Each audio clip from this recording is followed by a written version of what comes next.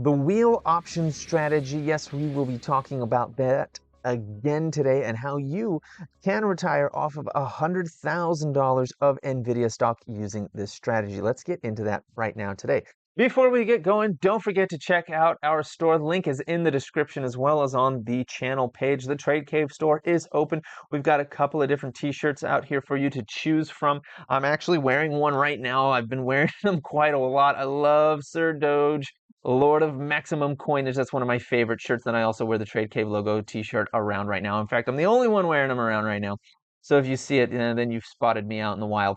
But anyways, go ahead and check out the Trade Cave store. It is available now. So first we're going to review the wheel option strategy one more time. This is going to be something that I will be employing very soon now that NVIDIA has done its stock split and I can actually afford to do one. I'm actually pretty excited about that. Now I'm not going to do it today and I'm going to talk about why I'm not going to do that yet on NVIDIA, but I am watching and waiting for my opportunity. We will also talk a little bit at the very end about my degen plays over the weekend and see how those are doing. And first, let's talk about the strategy. So, of course, we start with selling a put option, and then it goes over to the next one. Was it assigned? No. Then you go back to selling the put option, collecting your premium off of that put option, and waiting for it to be assigned again. If it gets assigned, yes, it is assigned. That means that you have now purchased 100 shares of the underlying stock. In this case, it would be NVIDIA. At that point, you start selling covered calls.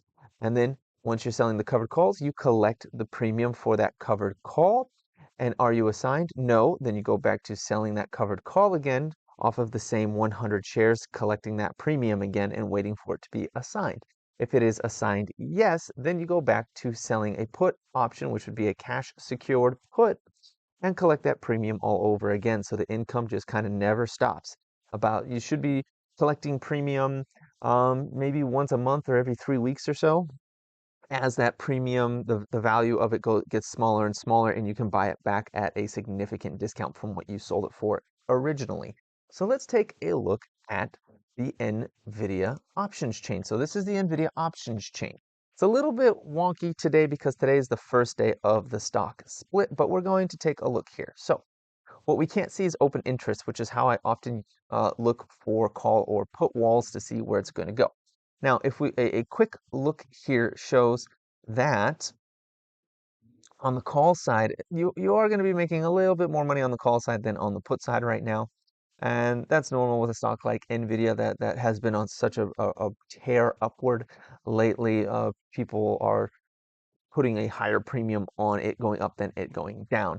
But first, we would start selling a put option. Now, I would be looking for a delta right now, maybe a delta around the 20 to 25 range, and I can come over here to look at volume. So it's not the same as open interest, but it's not bad to look at the volume. So you can see that there is at 117 for July 19th, so that's 39 days from now. I'm choosing July 19th on purpose. That is the third Friday of July. So it's the third Friday of every month is when all the big investment banks have their orders in. So it is the day of each month that has the largest volume. So if we go to another day, let's go to the week before that, you can see that there's significantly smaller amounts of volume here. So I don't really want to see that. I want to see the big one. So in this case, for June, if we look at June's, all right, this is June's third Friday of the month, and you can see it's got all this volume here. So if I wanted to say do one even just 3 weeks from now, I can look at this and find out that 110 with 10,000 contracts of volume is likely where price would come to and stop. Oh, we do have open interest showing up here. Okay, so we got 115 with 1600, 110 with 1800. I'm going to stick to volume today since the open interest isn't showing. So this is just to illustrate that point. Usually you would use open interest for doing this. But as you can see, very few price points have open interest today, which is one of the reasons I am not doing this yet. I'm waiting for these things to populate. I'm waiting for this thing to calm down after the split and see where it lands. So we're going to use volume to do a similar sort of analysis, but this is not how it would work. You would use the open interest to do this. This is just because this is where the numbers are right now. Okay, so basically, what I'm looking for is where's the highest number on the open interest. In this case, we're using volumes, but to illustrate the same sort of thing. So there's 9,000 contracts of volume at $110. So that would be, if that were the same on open interest, that's where the put wall would be. And I would not expect it to go any lower than that. So if I wanted to be super, super safe, I'd go to about 9.5 or 109. So 109 or 109.5, one of those two, maybe 109 for a little extra protection there. Now, but if we come up to the top here, you can see there's 3,000 contracts at 119, 5,000 at 118, 2,000 at 117, almost 2,000 at 116, another 6,000 at 115. So put those all together, that's a lot higher than 9,000. So I could actually go to about 114, 114.5 and be relatively safe with that over the next couple of weeks. Now, if I come drag that over here, 114 right now would get me for June 21st about $184 of premium. But if I go out to about a month, and in this case July 19th is where I'm going to go, it's going to be a little further than a month, so in this case 40 days, 114 would get me $435. Okay, that would cost 114 would be you would need $11,400 per contract, which means you'd be able to do about 8 contracts, I want to say. Yeah, you'd be able to do about 8 contracts of that at 114 for 440. So, and that's the lower price. So 440 times by 8, you'd be looking at $3,520 with your $100,000 account for a 39-day period. Now, you could close that earlier, and let's say you close it for 70% value of the contract, which is what I would probably do, to be honest. 2,400 in however many days it takes to recoup 70% of the value of the contract. Um, and I would set that immediately, right? I would sell the put options, and then I would immediately go back in and set a buy order at 30% of the overall value of those contracts, and then just walk away and wait for that trade to execute. And then I collect my 2,400 once it tells me, once I get the notification that that sale has gone through. I go back in, look at about 30 to 40 days out on the options, and sell more options and collect more premium. Let's take a look at how it looks here on July. So July 19th, let's see. You actually have enter on the volume, of course, because it's the open interest, you can see is still completely empty since these are all messed up after the split. But in volume, you can see at $117, there's a 10,000 contract put wall basically. So you could do 116 or 115 if you want to be relatively safe, and be pretty safe. So it'd be 515. And at 115, again, you'd be able to do about 8 contracts, and that'd be 5. Well, 116, sorry, you'd be able to do about 8 contracts, right? Let's see, yeah, you'd be able to do 8 contracts, and that would be $515, and times by 8, that's $4,000. Now, if you times that by 70%, if you were to buy it back for 30% of the value, in about 40 days, you'd be able to collect $2,884 off of your $100,000 contracts, or sorry, $100,000 account. Now, if you were to do that every single month successfully, you could potentially earn about $34,000 a year off of your $100,000 account, or about 34% off of that. And honestly, there's a lot of places you could live comfortably off of $34,000.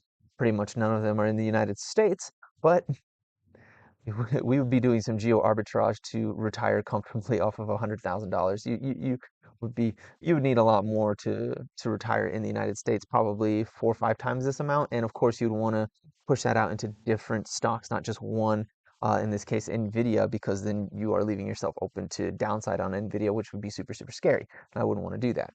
But that is how the wheel strategy would work. Now, once you have 100 shares of NVIDIA, let's say month 1 you get assigned, and now you have 100 shares. Now we'd be looking at the call side, and on the call side, I would go into on the call side, I'd be looking at maybe selling a delta around, in this case, maybe 30 to 35, somewhere around here. So like 129 to 132. And in this case, yeah, it's not great. Maybe a little higher, maybe 41 to 37. Yeah, about 41 to 37. So I'd get that upside of $600 by moving it, $6 out of the money from where it currently is at the time of execution, right? So at the time of, the sale. So it'd be about six. So you'd get that premium of $600 per contract plus the premium if it were to be assigned. You get both. If it's not assigned, then you just get the premium. So in this case, let's say we're about $6 out, right? Okay. And then in this case, it's 455, and you've got 8 contracts worth, right? Sorry. And you've got 8 contracts worth. That's about 3,600. Of course, we would want to sell those at about 70% of the value of the contract, or we'd want to collect about 70% of the value of the contract. We'd get about $2,500. That's if we're not assigned. Let's say we are assigned. So it'd be 3640 plus 600 bucks. Well, actually, plus 600 times 8. So it'd be $600 times it because it'd be per contract. So it'd be that plus 3,600, and you'd collect 3,600 times 8. Where am I getting that? Plus 3,600. About $8,400 in that 1 month, and then you turn around and start selling puts again. And this is almost the value of a whole contract at that point. So you can see how it compounds, and then you just add contracts as you get money. If you're building your account, if you're doing it for income, then you use it to pay off, your lifestyle. But preferably, you're doing this for a while without needing to use it to pay for your lifestyle, and then you can build it up over time at that 34+% range every year. And if you have a compound, let's go to a compound interest calculator.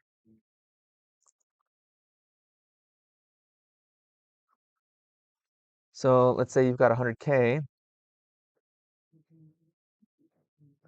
and you're growing at 34% a year. Let's just say let's say 5 years. Where are you at if you didn't spend any of that money? You'd have $500,000, which means you're not just doing 8 contracts at this point. You're you're doing 5 times more than that. So like let's say 7 years. In 7 years, you're over $1 million compounding at 34% per year. Now that's if you do it perfectly. Let's say you get a little lower than that, like 20, like 2% or something per year, you're still looking at $500,000 in 7 years, which is a 5x from where you were in just a very short amount of time. That's pretty cool. That's not bad at all. So let's take a look at NVIDIA right now. So why am I not selling any cash secured puts right now this week on NVIDIA? Well, one, they just did a stock split. Two, they're getting very close to the red line up here. This is the fib Bollinger Band. They're getting very close to the top of this right here. Now it is at the 5, and if it gets under this 5, I'd be looking for it to come down to this fib Bollinger here at 108, which is also where the 20-day moving average is waiting to catch it. Around 108, I feel pretty confident in starting to sell some cash secured puts at 108. And I'd sell it about like maybe $99 or $98, somewhere around there, right? Like $9 to $10 below the current price of it. Because then I could get that much lower price if I get assigned, and I feel like 100 is going to be a psychological level that NVIDIA probably doesn't want to break through for quite a while. And then so actually this would be an area that if I had 100 shares, I'd be feeling pretty comfortable selling a cash secured put around 125, 126. I'd be feeling pretty comfortable doing that about a month out, looking for it to come down to, like 110 to 108, maybe even 107. Knowing that it's pretty common for stocks after a split to fall for a couple of days or a couple of weeks to, slowly grind down a little bit as price finds its new place where it likes to, its new equilibrium after the split. So that's what is going through my mind right now with NVIDIA. I am kind of just sitting, watching, waiting. I want to see it come close to the 20-day moving average. It hasn't really done that since, back at the beginning of May. So about a month since it's done that. I'd like to see it start to do that. It is close to the top of the fib Bollinger Bands here, in danger of coming out. Now it does need to go all the way up to 133 before it touches it, and it can go out and beyond it and stay out there for a few days as we saw back in February, but I'm not sure that momentum is still here. You also see that we ended up with an RSI divergence on it. Let me make this nice and big. We saw an RSI divergence on NVIDIA here, where in May 28th and 29th, we had RSI at 90, but price was at 114, 115, and then price went up to 125, but RSI fell down to, just 84. And when you see RSI divergence in an overbought or oversold condition, that means it's just that much more likely to end up happening in terms of like if we break this 5-day moving average, we're very likely to fall quickly down to the 20, maybe even the 50, because the momentum is just going to collapse in that way. So I am looking for that right now. Could be wrong, but I see the warning signs that I don't necessarily want to bet on NVIDIA going up in a big way right now in the short term. So I will be waiting for that. If we look at the weekly, yeah, on the weekly, look how far out we are. It has to come all the way back down to $99 just to touch the top of the fib Bollinger Bands here on the weekly. To touch the 5-week moving average, it has to come all the way back to 109. And it's been outside of the top of the fib Bollinger Band since January. So, like, I really would like to see this thing at least come back to the 5-week at 109 before I'd be interested. I mean, it could come. I mean, the resting place down here, like really big structural support, is all the way down at $49. Now, do I think it's going to get back down to $49? Not likely. I think the bottom of this move will probably be about the low 90s, excuse me. Just the low 90s is what I'm looking for. You can also see that there is an RSI divergence on the weekly too. So price was down here at $97 when RSI was up at 97, and price is now at 120, and RSI is down in the 80s. So if we break this trend line, let me turn these off. What this means is that if we break this trend line here, let's start it here, I guess. If we break this trend line, NVIDIA is likely to fall in a big way.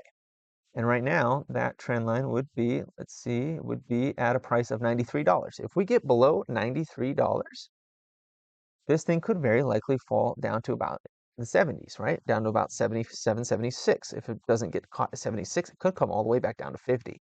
So that's pretty scary.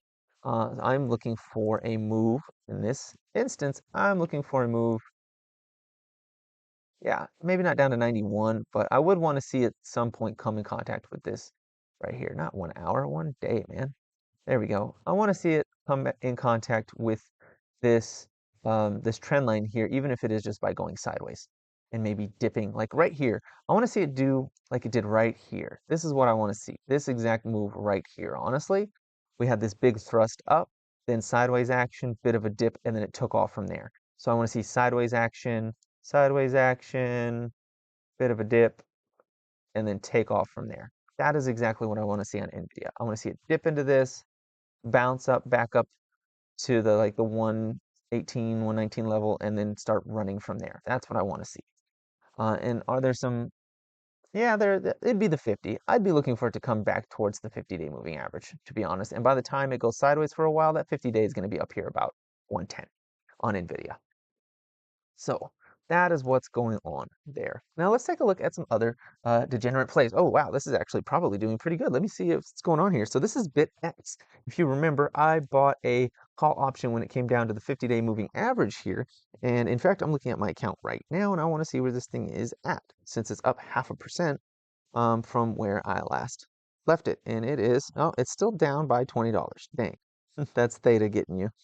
Oh well, that's okay. I can wait. I do think that it's likely to come up towards the high 40s, maybe even touch $50 here in the next couple of days or weeks. And I did buy 90 days out, so I can wait. Not a big deal.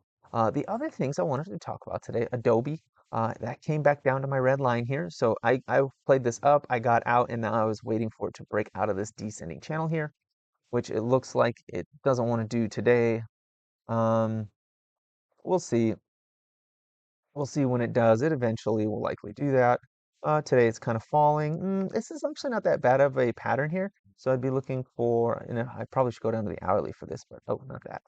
I want a channel. So something like this, right? I'd be looking for it to do something like that. And then once it breaks out of that, I'd be looking for it to come up this white line, and then this other white line up here at 478. So 467 is somewhere I need to see it get above right now. Above 467, and then above 467, I would be looking for it to fill this gap and come up to about 478, and then I'd be looking about 490 to 500 from there. Right now, it is kind of, yeah, it's pulling back. It looks like it still wants to kind of charge up because this is a nice blue candle, or green probably on your charts, and it's not so bad, not so bad. One more thing. GameStop. All right, GameStop. Something very interesting. Honestly, I don't think it's over. I don't think GameStop is over. I'll show you why. So this is the current price action on GameStop. Now let's move back over here. This is the last time it squeezed, whatever. This is the last time I had a squeeze. Look at how it moved, right? Went big up, came down, was down here for a week or two, and then it came up in a big way, and then came back down, settled, and then about a month later it took off, right? What was the percent move down? So we started at, it went up to 120, and it came down to about on the second peak, it came to about 87, which was about a 27% drop. And look, remember, now it stayed down here from the drop. It was from February 2nd until, I mean, honestly, until February 24th, so about a month or so. March 5th is when it really, really took off. Anyways, this case, right, came down, it was May 17th, and then it really took off on about June 5th, so a little less than a month after it took off. But the thing that's very interesting is that this move from the peak at about 60 something dollars down to the peak down here, 26%, 1% off of the last one. So what I'm looking for now is I'm looking for it to base about where it currently is right now. So in fact, I don't even need this red line anymore. I'm looking for it to base about right here and stay there for a few days, maybe 2 weeks. And then I want to see it start curling up. And you'll see last time did this nice kind of scooping motion. It came down to the same point a couple of times, about 2, 3 times, and then it went up from there, created a little flag right in here, this little flag right here. And then we got this one big candle right here. And that was when it was go time right there. You bought in right there and you just held it for about a week and it was all, not a week. Let's see, it was May 26th to June 8th. So about 2 weeks. You held it for 2 weeks and it popped up again. And it popped up like, just like 0.5% lower than it did last time from before. So I'd be looking for it to move from where it's currently at, the current price at $27. I'd be looking for it to sometime in the next month and a half, start moving from 27-ish up to about 30 and then come back down to 27. And then when it's back at about $30, $31, I'd be looking for that move up to about 50 again on GameStop. Now, am I going to play this? I don't know. I'll see. I'll see if it starts doing the same sort of moves that it's done before. If not, then I won't. And if it does, I'll size for zero because it's a gamble and, roll the dice at that point if it seems like something to do. So that's all I've got for you today. Please like, comment, and subscribe, and have a profitable day.